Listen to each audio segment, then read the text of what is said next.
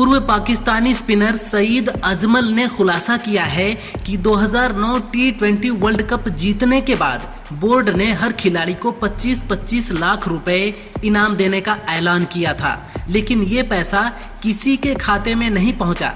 उन्होंने कहा, इनाम के लिए जो चेक दिए गए वो बाउंस हो गए। ये चेक हमें खुद पाकिस्तान के पीएम ने दिया था। उस समय यूसुफ रजा गिलानी प्रधानमंत्री थे।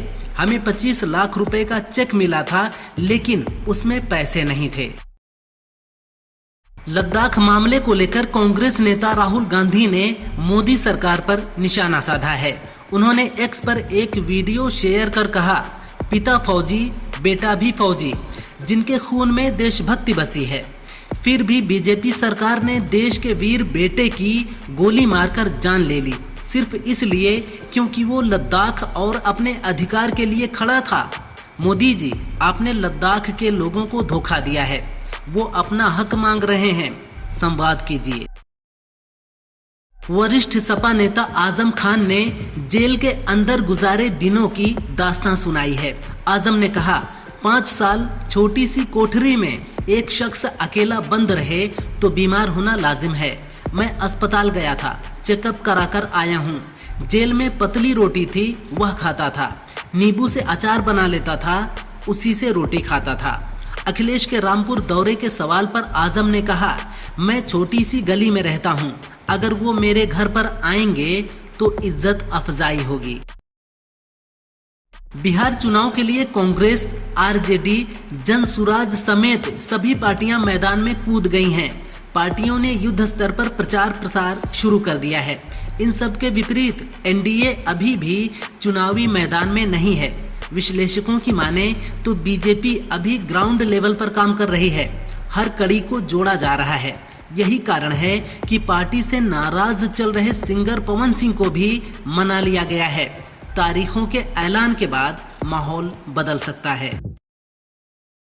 इलाहाबाद हाई कोर्ट से जमानत मिलने के बाद कानपुर की सीसामऊ सीट से पूर्व सपा विधायक इरफान सोलंकी के भाई रिजवान जेल से बाहर आ गए हैं।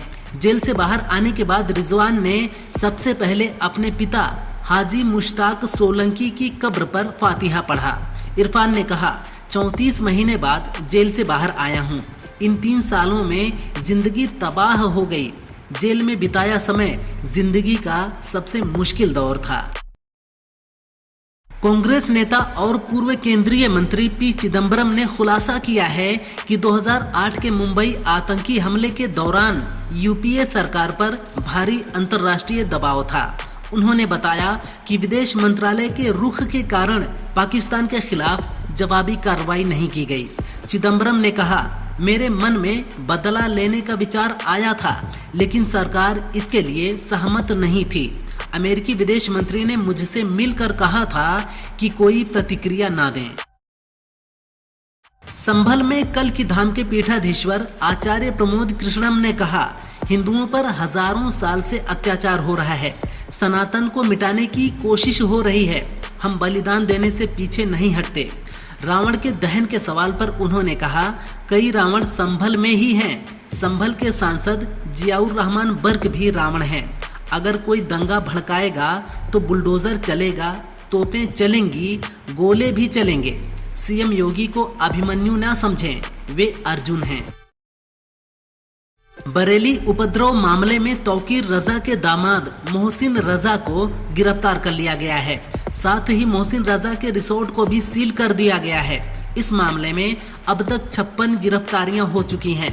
गिरफ्तार आरोपियों में मौलाना तौकीर रजा के खास करीबी नदीम और नफीस खान भी शामिल हैं। नफीस और तौफीक से जुड़ी करोड़ों की अवैध संपत्ति पर प्रशासन बुलडोजर कार्रवाई कर रही है। एशिया कप की ट्रॉफी और भारतीय खिलाड़ियों के मेडल लेकर भागने वाले एसीसी चीफ मोहसिन नकवी ने उन्हें लौटाने के लिए एक शर्त रखी है। क्रिक बज़ की रिपोर्ट के मुताबिक नकवी ने आयोजकों को सूचित किया है कि सूर्य कुमार यादव और उनकी टीम को मेडल तभी मिलेंगे जब एक औपचारिक समारोह आयोजित किया जाएगा, जिसमें उन्हें ट्रॉफी और पदक सौंपने का अवसर दिया जाएगा। टीम इंडिया ने नकवी के हाथों से ट्रॉफी लेने से इनकार कर दिया था।